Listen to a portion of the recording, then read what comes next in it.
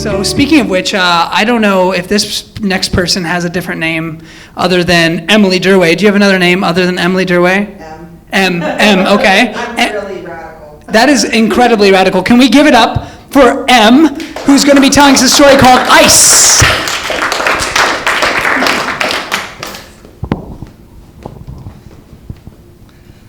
So back in 2002, my grandmother passed away. It was in February. I was in Milwaukee. My parents were in Maryland. My grandmother had been living in Maryland, had been dying of Alzheimer's for a while. We had to get her body back to Fort Worth. That's where her plot is. That's where she grew up. That's where she lived. I flew in from Milwaukee. My parents, my mom, my dad, and my brother drove down from Maryland to Texas. When I flew in, there had been a storm. I was the last plane to land. It was an ice storm, and it shut down Fort Worth for 4 days. My parents had finally come in. We had timed it supposedly right. I was about 3 hours late. Found out when I got there that my parents hadn't even gotten to the hotel yet because my father had passed out in the car and they had wrecked on the way. The car had been okay. They were missing a window and scared to death. I could not get a taxi.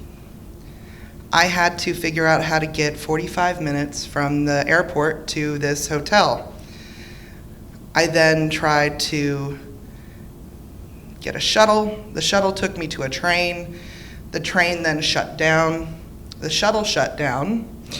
So after that, I was able to walk about, 10 blocks to a bus. Got on the bus.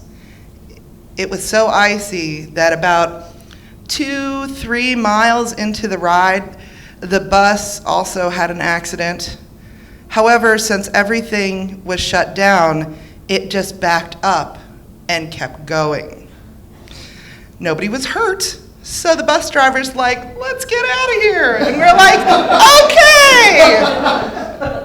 So finally it drops me off at this random place. I walk down this icy hill to a mall that's supposed to be a nice mall. It is no longer nice. The area is no longer nice. I have my little bag, and I'm standing there waiting for my parents to call. Oh wait, I don't have a cell phone. I actually have to go in and use a payphone and find the phone number for the hotel and call them. As I'm waiting there, I saw drug deals and prostitutes, so it was a nice balance. And my parents finally came and got me. We drove slowly across the ice to the hotel. The only thing open at that point was the Taco Loco right next to the hotel. We ate there for dinner. The next day, it had iced more and more, and everything was shut down, including the funeral home. So we couldn't have the funeral. So we ate Taco Loco again. I stayed in a room with my brother who was chain smoking. I now smoke. I didn't at the time. I was dying of asthma. We stayed there for dinner. That's what we had as well. The next day, the funeral home's still closed. Now, the only relatives who are around, and there's not a lot, my grandmother was older, cannot get in from Chico, Texas because it has iced everywhere. So we stay in the hotel one more day. Still, no food except for Taco Loco. We get to the third day.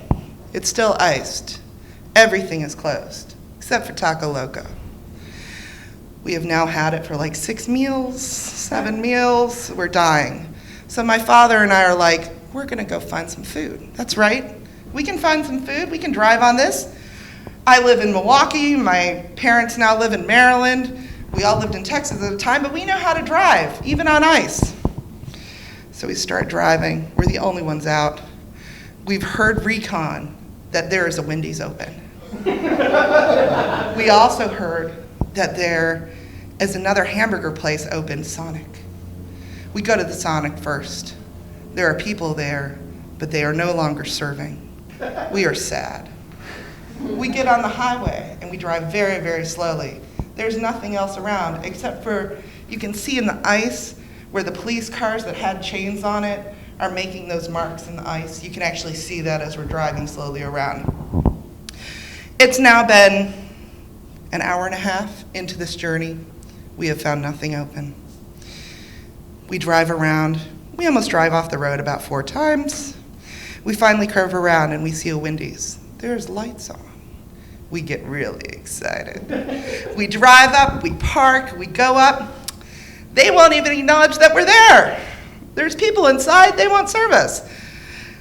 So we came back out, went back to the car. The car now won't start. We have no idea why. It just won't start. It was driving fine a few minutes ago. It won't start. We have no phone. There is no payphone anywhere near. And we're only about a mile from the hotel. So we're like, oh, we can walk. There's ice everywhere.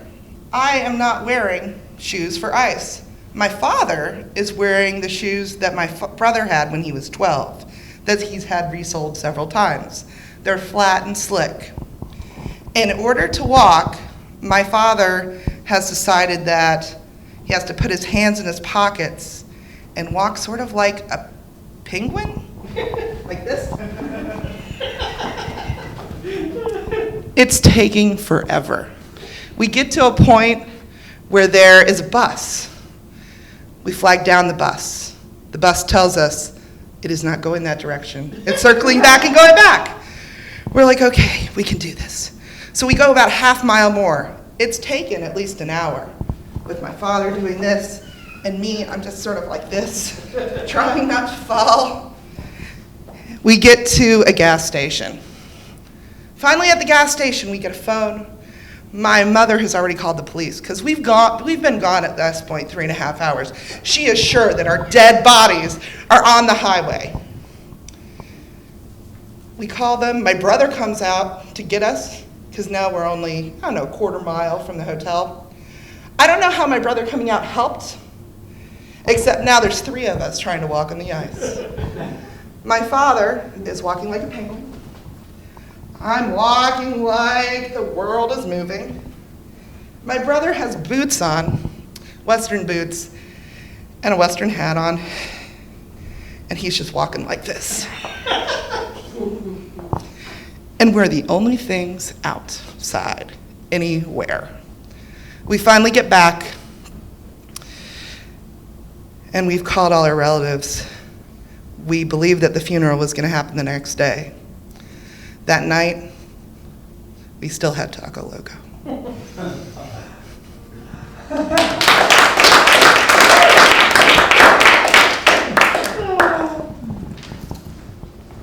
I know some people in here that say they could eat Mexican every single day of their lives.